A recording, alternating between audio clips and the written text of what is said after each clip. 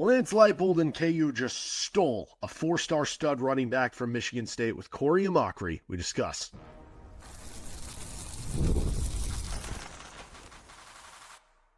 You are Locked On Jayhawks, your daily podcast on the Kansas Jayhawks.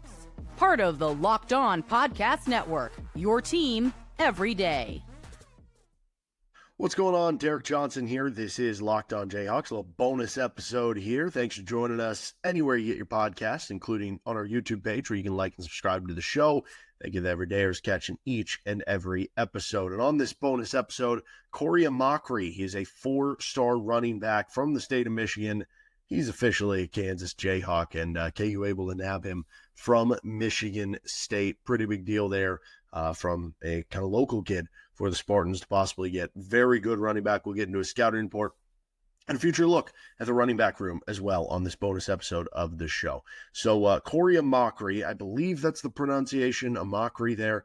Could be wrong though. But anyway, he is a four-star running back from Hazlet, Michigan.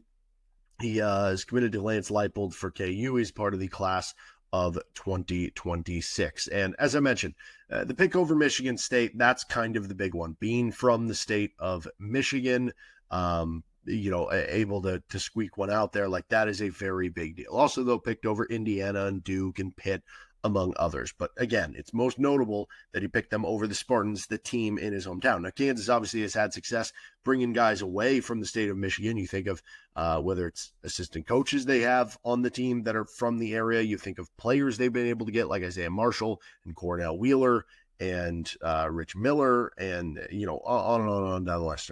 I can't remember on Cornell or Wheeler. He was just from Michigan. Anyway, point being, they've had success getting players from this area. There are more players, than just that. And so Amachree, beyond adding to that, he becomes the 16th commit for Kansas in the class of 2026, a class of 2026 that is a very good one for KU. He also becomes the first running back in the class. So that obviously is a big deal on its own. And that comes after, they recruited, let's see, you had two running backs come in the class of 2024, though one of them in Red Martell quickly left during spring ball. You had two that you have in the class of 2025 that are going to be enrolling for the fall. But Amachree, he is an 88 rated 3-star on 24/7 Sports.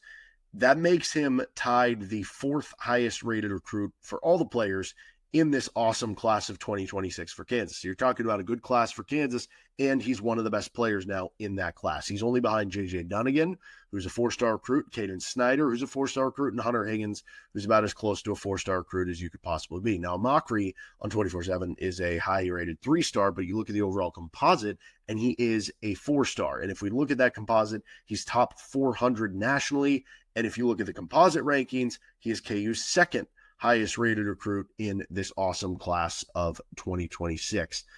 His also, if you look at his 24/7 composite score, it is 0.8963.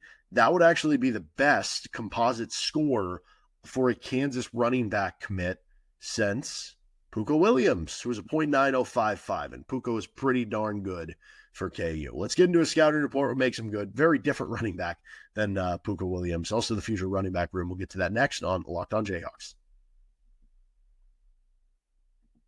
This bonus episode of the show is brought to you by Monarch Money, where you can maybe feel like you got a little bonuses in your bank account. Ever check your bank account and wonder, where'd all my money go?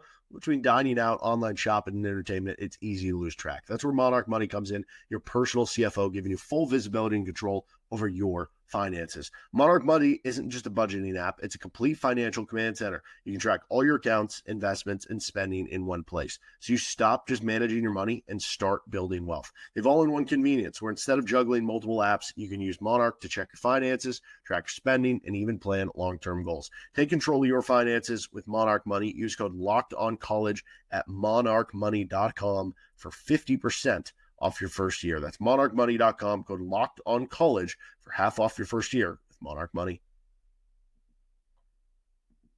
Thanks for joining us on this bonus episode of Locked On Jayhawks. And don't forget, you can check out Locked On College Football or Locked On College Basketball for your second listen every day to get a scope on what's going on, or you can find Locked On Big 12 for what's going on around the conference. All right, what is the scouting report on Amachree? So 88 graded 3-star at 24/7 Sports.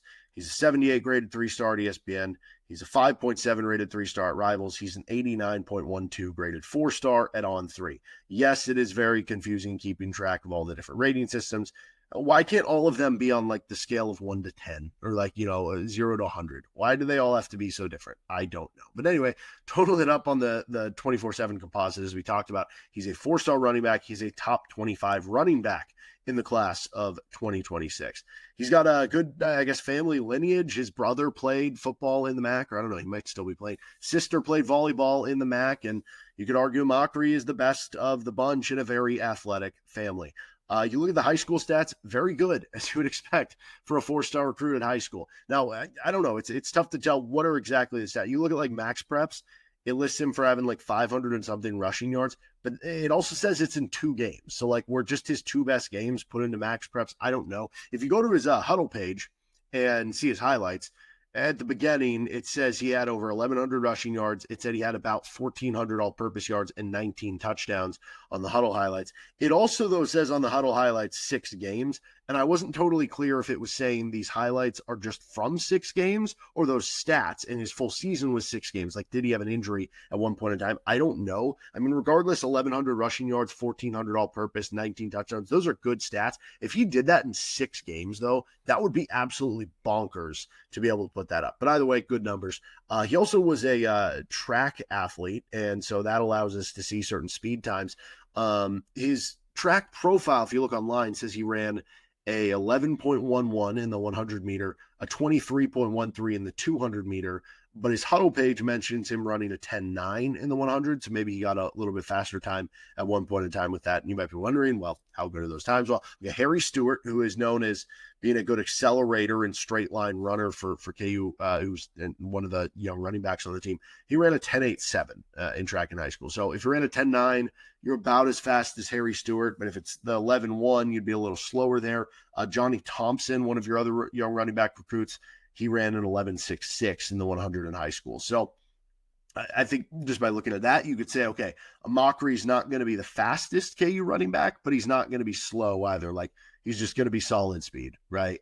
And when you watch him on tape, he shows good game speed. I would say that, sometimes you see guys with 40 yards. This was like Devin Neal. Devin Neal ran, 4.6 in the 40-yard dash, but he had a really good first 10-yard split.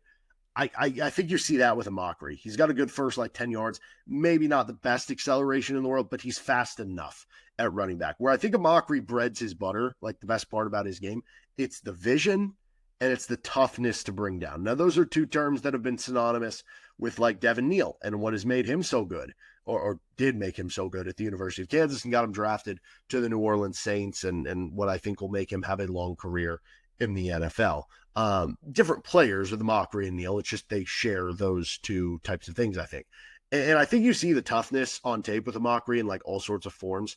You see it with the power. You see it with the dragging guys forward. You see it with falling forward. That's such a good skill for running backs to have, and he seems to have it. With truck moves, you see it with him twisting forward. You see it really running hard between the tackles. Like, he wasn't afraid to get his nose dirty, run between the tackles in tight holes and kind of squeeze through, and then just push forward and be like, you know what? I'm going to get some contact, but I'm going to push this thing forward for 7 yards, and that was cool to see. The vision, you see finding the right hole, you see doing a good job cutting back against the grain. Like, there's a lot of highlights of him, starts one way and then he has to cut back the other way and finds the hole and was able to do that. And so I never know how accurate these things are on the huddle pages, for instance, but I went back and looked, and Devin Neal's huddle page mentioned him bench pressing 315 pounds. Amachree's mentions him benching 350 pounds. So going back to the idea that this is a powerful runner, this is a strong runner, I think that kind of backs up that idea there. Also, one of my favorite things, though, about his highlights, there's snaps where he lines up, not just catching passes out of the backfield. He's straight up lining up as a wide receiver, and he's running real routes, and it could be a deep ball, it could be a post route, it could be a slant, and he's making catches where he looks like a natural receiver out there. That gives KU opportunity to use him in the passing game, to flex him out, to motion him out in 2 running back sets. I mean, it gives you a lot of options with what you can do with him, right? And so honestly, in watching all of these highlight tapes and stuff, and I don't know, looking over, I'm far from an expert at evaluating this stuff, right? These recruiting people at these recruiting sites probably have a better idea of this than I do. But from my personal just opinion, of a limited opinion on this stuff, I like a lot of the KU young running backs they brought in, right? Whether it was Johnny Thompson or Harry Stewart, right? Or the guys they're bringing in this year with Kelly, or, you want to go back to Red Martell, whatever. But among all those guys, if we're comparing all of the running backs that Lance Leipold has recruited at Kansas, again, remember Devin Neal was somebody that the Les Miles staff recruited and stayed through his commitment with this staff and stuff like that. Like Daniel Hishaw was already on the roster. Among the running backs this staff has recruited, Amachree's film is my favorite among all of those. Like, he reminded me of a weird blend of like some parts of Devin Neal's game, some parts of Daniel Hishaw's game, some parts of James Sims' game. And I don't know how that all works together, but it just kind of does. It's a very interesting prospect that I love watching highlights on. And I'd highly recommend, if you want to watch a fun highlight tape, watch this kid's highlights. So big deal for KU. What does that future running back room look like? Next. Thanks for joining us on this bonus episode of Locked On Jayhawks. All right, what does the future running back room look like? So we go to 2025. Daniel Hishaw and Leshon Williams, both redshirt seniors. And those figure to be your top two running backs this season. But that also means you have two guys departing at the end of the season. So you fast forward to 2026, and that battle for the third string spot between Harry Stewart and Johnny Thompson specifically, and then maybe Justin Thurman or John Kelly, your two incoming true freshmen, can factor in as well. But you mostly probably think it'll be between Stewart and Thompson. Whoever wins that job has the inside track to being the number one running back the following year.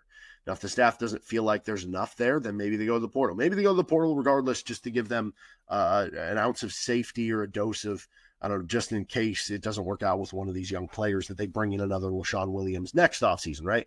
Entirely possible. But it's also possible that Amachree is a true freshman, right? We saw with Devin Neal. Devin Neal played a ton as a true freshman at KU. That Amachree could come in and play right away, honestly. Like, that's how good I think this kid is. And with Hishaw Williams going away, then it's going to be a heck of a competition with Stewart, Thompson, and Amachree, and then, another year under the belt of Kelly and Thurman for who can be those top two guys. And I feel confident that running back room is going to develop and have good enough players to work in this system, in the wide zone system and everything that they do. So really like Amachree, and I think he's got a chance to, get on the field early when he's at KU, but also make a long-term impact in a very real way for Lance Leipold and Jim Zabrowski in the offense for Kansas. All right, that'll do it for this episode of Locked On Jayhawks. You can find our show anywhere you get your podcast, including on our YouTube page. Don't forget to check out all of our daily episodes this week as well, and we'll see you next time for another edition of Locked On Jayhawks.